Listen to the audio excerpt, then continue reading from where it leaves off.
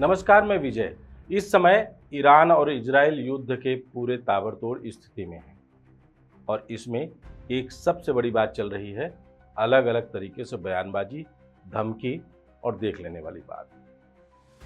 लेकिन कुछ ऐसा जिसको हम सीधे तौर पर बोल सकते हैं कि यह 2 कौड़ी की राजनीति और 100 कौड़ी की दलाली वाला पूरा मामला बनता है, तो आज हमारा मुद्दा वही होगा।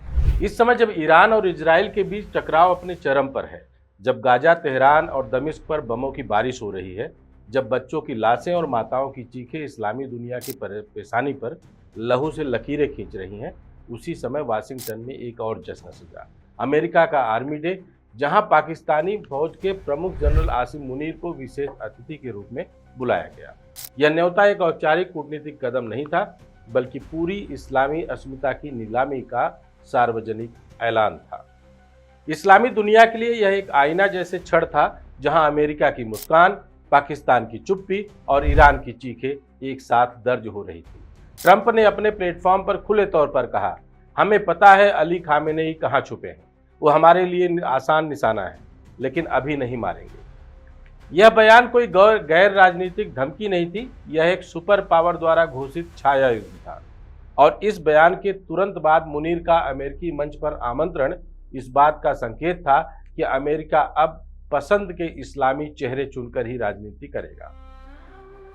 अब सवाल यह है कि क्या जनरल मुनीर को यह नहीं दिखता कि जिस मंच पर वह खड़े हैं, वहां से गाजा की ओर मिसाइलें उड़ती हैं?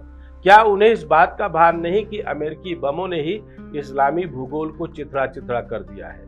या फिर वह इस भ्रम में है कि अमेरिका के साथ खड़े होकर वह किसी रणनीतिक लाभ की प्रतीक्षा कर सकते हैं? सच्चाई यह है कि मुनीर जैसे फौजी अब कूटनीति के मोहरे नहीं है, अमेरिका के सार्वजनिक ब्रांड एम्बेसडर बन चुके हैं, जो मुसलमानों के रक्त से सना हुआ स्वार्थ दिखाकर मंचों पर मुस्कुराते हैं। इस्लामी देशों का यह मौन, यह नैतिक पतन और यह दिखावटी संप्रभुता अब पूरी तरह से जग जाहिर हो चुकी है। आज अगर गाजा जल रहा है और OIC महज प्रेस बयान जारी कर कह रहा है, तो यह इस बात का प्रमाण है कि इस्लामी विश्व नेतृत्व अब अमेरिकी लॉबी के सामने साष्टांग है।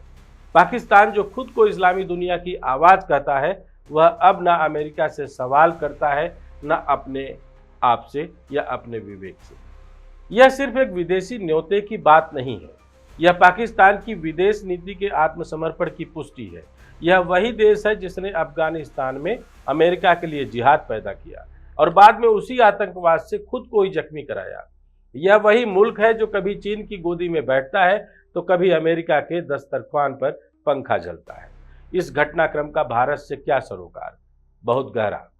भारत को यह समझना होगा कि दक्षिण एशिया की भू राजनीतिक बिसात पर अमेरिका पाकिस्तान को फिर से मोहरा बना रहा है। भारत की सीमाओं के पास अमेरिका की यह सैन्य दोस्ती किसी दिन कूटनीतिक मिठास के स्थान पर सामरिक चुनौती बन सकती है। भारत, जो अब तक पश्चिम के साथ संतुलन बनाकर चला है, उसे चाहिए कि वह इस घटनाक्रम को सिर्फ अंतर्राष्ट्रीय शिष्टाचार मानने की भूल ना करे।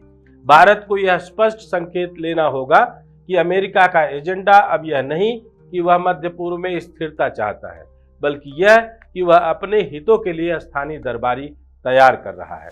जनरल मुनीर उस दरबारी संस्कृति के अब प्रतीक बन चुके हैं।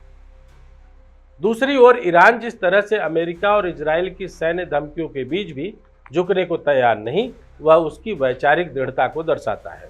अली खामेनेई का बयान, हम इजराइल को सबक सिखाएंगे चाहे इसकी कीमत कुछ भी हो, उनकी आस्था और स्वाभिमान का संकेत है। कुल मिलाकर आज ऐसा लग रहा है कि मानो इराक का सद्दाम हुसैन फिर से खड़ा हुआ हो। अमेरिका ने अगर खुलेआम धमकी दी तो ईरान ने भी सार्वजनिक रूप से जंग का ऐलान कर दिया, लेकिन पाकिस्तान ने महज तस्वीर खिंचवाई और अमेरिकी भोज में शरीक हुआ। जनरल मुनीर को अगर थोड़ी भी इस्लामी जमीर की परवाह होती तो वह इस निमंत्रण को न सिर्फ अस्वीकार करते, बल्कि अमेरिका को यह स्पष्ट संदेश देते कि किसी युद्धरत समय में इस्लामी लहू की कीमत पर किसी भोज का हिस्सा वो नहीं बन सकते। लेकिन नहीं, पाकिस्तान का नेतृत्व अब कूटनीति नहीं, प्रायोजित दिखावा बन गया है, या यूं कहें कि अपने आप को हर उन बड़े देश और राष्ट्रमंडल के बीच में रखने का खेल खेल रहा है जहां वह खुद अपने आप को महफूज समझ सके। ट्रंप के लिए यह तस्वीर एक संदेश थी, कि देखो हम इस्लामी दुनिया को भी साथ चुके हैं और मुनीर के लिए यह तस्वीर एक पुरस्कार, आप अच्छे मोहरे हैं। इस सब के बीच भारत को एक बात अच्छी तरह समझ लेनी चाहिए, जब अमेरिका की मुस्कान जहर में डूबी हो और पाकिस्तान उसका प्याला थामे हो, तब चुप रहना कूटनीति नहीं, आत्मवंचना है। क्योंकि आने वाले कल वही तय करेगा जो आज की तस्वीरों को पढ़ने की काबिलियत रखता है। जो आज तस्वीर में नहीं दिख रहे, कल किसी तस्वीर का निशाना जरूर बनेंगे। हमारी कूटनीति, हमारी विदेश नीति अलग, लेकिन हमारे अपने राष्ट्रपरायण नीतियों को शायद समझने और उसको समझाने में इन दलाली भरे दुनिया से थोड़ा दूर रखकर भारत की जमीन से, भारत के लोगों के साथ जुड़कर सोचना जरूर होगा। नमस्कार, जय हिंद, जय भारत।